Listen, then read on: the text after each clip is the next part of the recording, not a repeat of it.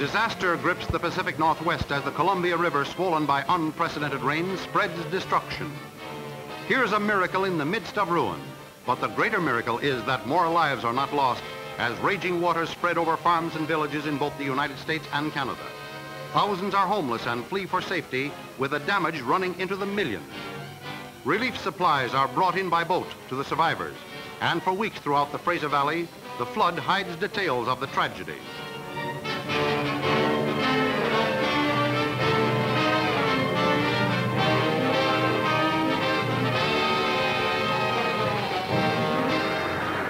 Far to the southeast along the Florida coast, nature unleashes another terrific hurricane, spreading destruction from Key West to Miami.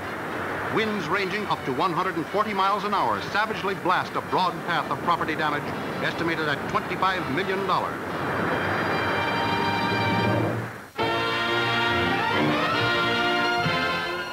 Enormous crowds turn out in Amsterdam to say farewell to Queen Wilhelmina, abdicating after 50 years and now leading the cheers for her daughter, Juliana.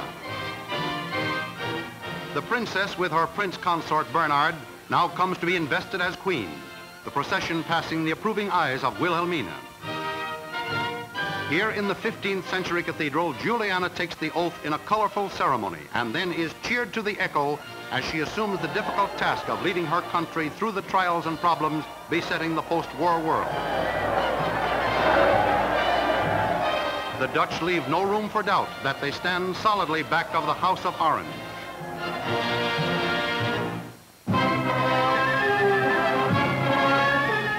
Thousands of tons of vitally needed coal and food supplies are stalled by the Russian blockade of Berlin.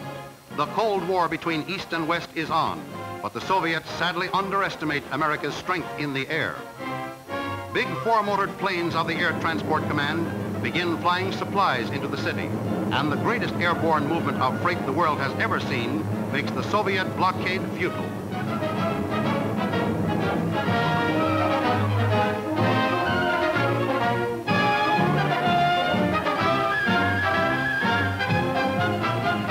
Meanwhile, in Berlin, tension mounts and violence frequently occurs between communists and Germans of the city's western zone.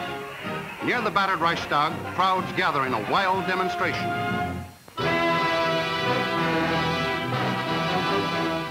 French recovery is seriously set back by a communist-directed strike in the coal industry, closing down desperately needed mines. 300,000 coal miners are idle, and clashes between troops and strikers, with tear gas frequently used, lead to serious disorders. Some 40,000 reservists are called to the colors, and of course there is shooting, with the crisis assuming proportions of an insurrection.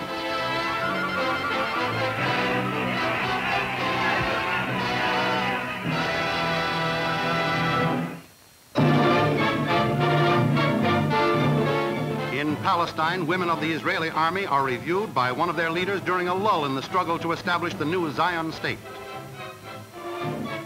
While desperate efforts are made by the United Nations to effect a truce, bombing raids kill and injure hundreds in the Jewish shopping district of Jerusalem, and civilians sadly rescue survivors. Throughout the Holy Land, efforts to effect a settlement of questions involving boundaries prove futile, and only United Nations observers with a flag of truce succeed in halting the fighting. The Arabs watch in silence as errands of mercy are performed. The world's prayers for a peaceful settlement in the Holy Land go with Count Folks Bernadotte, UN mediator, but irresponsible factions bring about his assassination.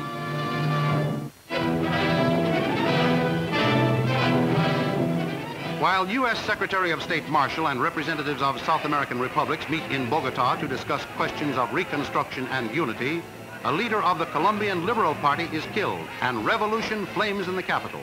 Angry mobs burn buildings, overturn streetcars, and fill the air with machine gun fire, which of course brings needless casualty. Not even the visiting American officials are safe during the worst of the struggle for capture of the government until the forces of law and order prevail.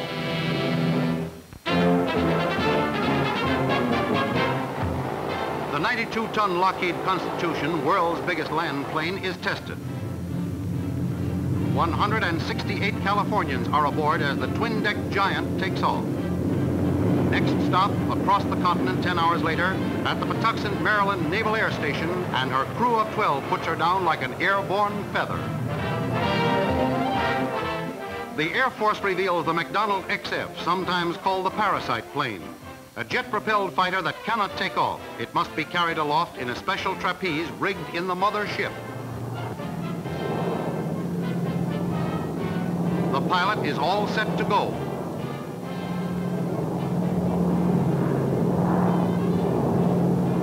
He's on his own now and ready to fly at a speed faster than sound. Reducing speed, he is picked up by the B-29. 76 flying boxcars and 2,200 paratroopers of the famed 82nd Airborne swing into action in the biggest training maneuver since VJ Day. From Fort Bragg, North Carolina, they descend upon Camp Campbell, Kentucky, in the greatest mass drop ever held in the United States. Virtually all the men and their equipment are pinpointed precisely on the target. A stunning success and reassuring to the nation as air power proves ready.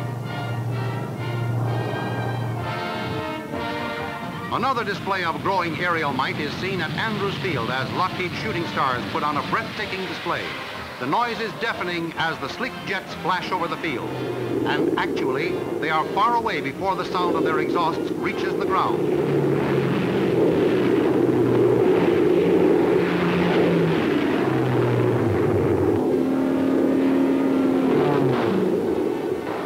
And here is a mighty armada aloft in a demonstration of air power for waging the peace.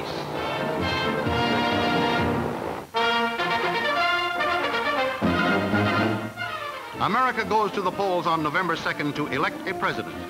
The Republican candidate, Governor Thomas E. Dewey of New York, campaigns on the theme of unity and competence in government.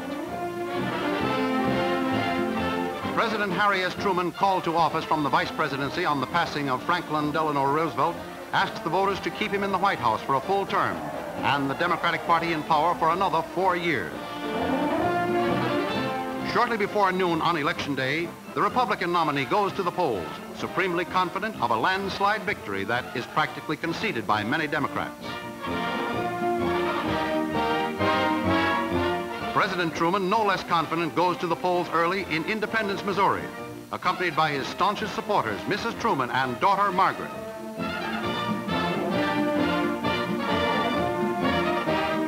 The president casts his ballot, followed by Margaret voting for the first time. And the entire world awaits the verdict as all over America this simple act of a free people is repeated millions of times. The nation is amazed by Harry S. Truman's victory. All my efforts will be devoted to the cause of peace in the world and the prosperity of our people here at home. President Truman goes back to Washington for 4 more years, the greatest political upset in American history.